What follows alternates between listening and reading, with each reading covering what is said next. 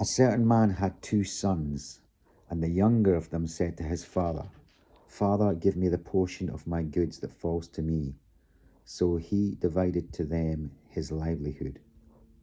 And not many days after, the younger son gathered all together, journeyed to a far country, and there wasted his possessions with prodigal living. But when he had spent all, there arose a severe famine in that land, and he began to be in want. Then he went and joined himself to a citizen of that country, and he sent him into his fields to feed swine. And he would gladly have filled his stomach with the pods that the swine ate, and no one gave him anything. But when he came to himself, he said, How many of my father's hired servants have bread enough and to spare, and I perish with hunger?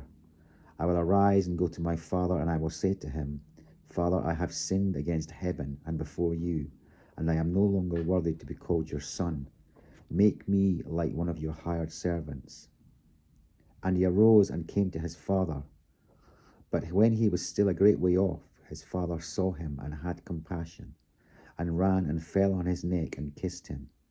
And the son said to him, Father, I have sinned against heaven and in your sight, and am no longer worthy to be called your son.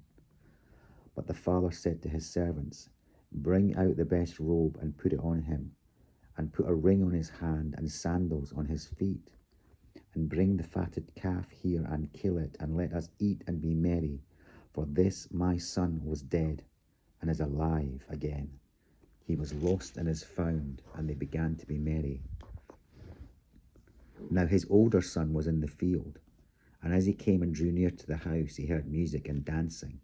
So he called one of the servants and asked what these things meant.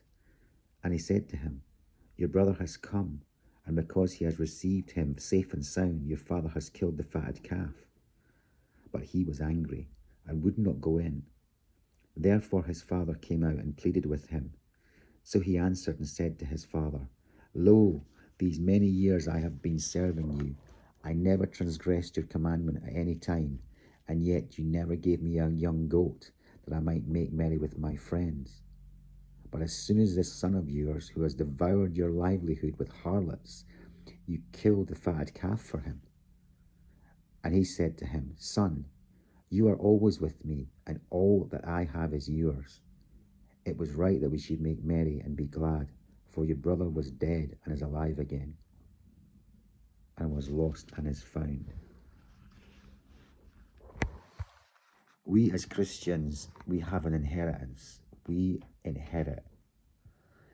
Essentially, the specifics of what that means aren't clear, but we share the inheritance of Christ. Christ has inherited all things. He's a king, and he has a kingdom. And we don't stay in heaven indefinitely. We are resurrected. We're going to exist on the earth.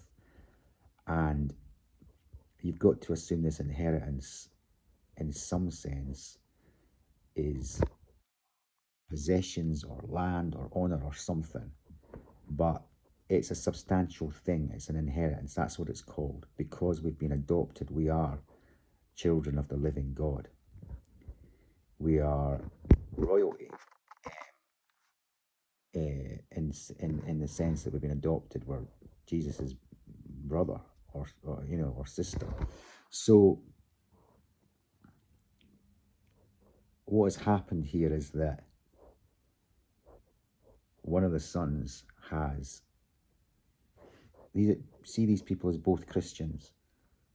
One of them has gone away, has squandered his inheritance.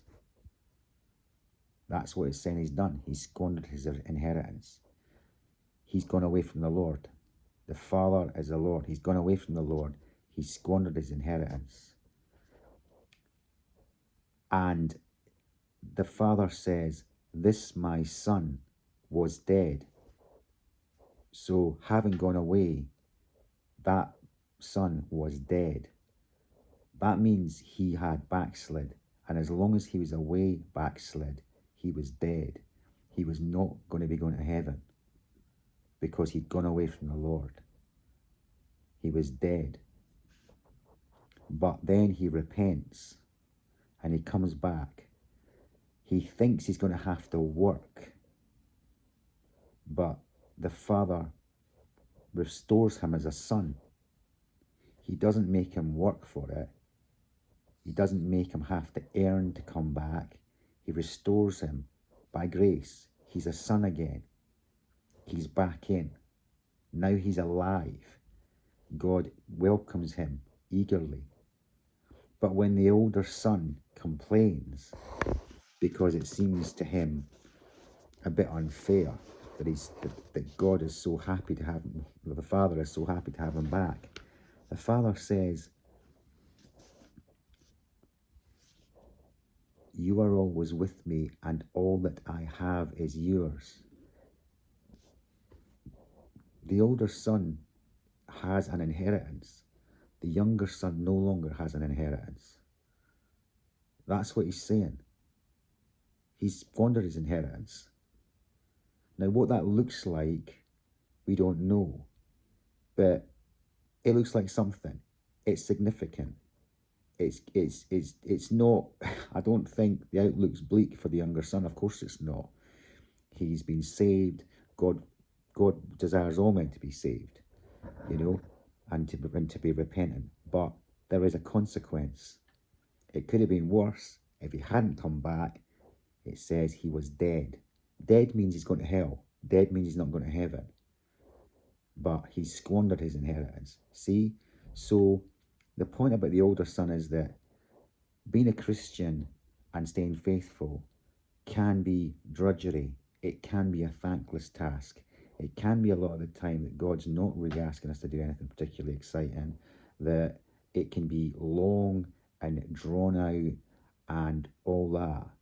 And in a sense, in some situations, you can be thinking other people are having a lot more fun.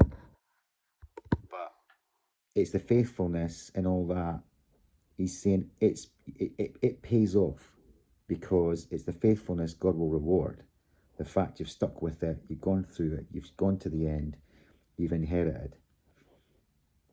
But the younger son will not inherit, but he will come into the kingdom. He'll be saved. But there's definitely going to be a difference. And those people that backslide, there's times that people get a little bit frustrated. They go off the boil. They cool off for a bit, but it's not the same as like falling away, really backsliding. It's a different thing. We're talking about when people really go, I've had it. People become offended. People become offended in their faith. I have a lot of reasons that I could have shaken my fist at God. He's taken a lot from me. And I could sort of go, oh, I'm not in for that. I'm not up for this. This is not what I signed up for. And I could say, if this is what it's about, then I think I've got a right to just go off and, have a good old time. You can't blame me. But let God be true and all men be liars. So this is the application. This is the Christian application of the prodigal son. This is the application for us. There's other applications, but this is the application for our walk as Christians. That basically we will be rewarded. We're told we will be rewarded. We will inherit if we stay faithful to God. But this warns that there's definitely compassion and mercy and grace for us. We don't owe God something when we come back. We don't have to work it all off or something like that. He doesn't have to become one of the workers. He comes back to being a son, but he has squandered what he was going to get when our time here is done.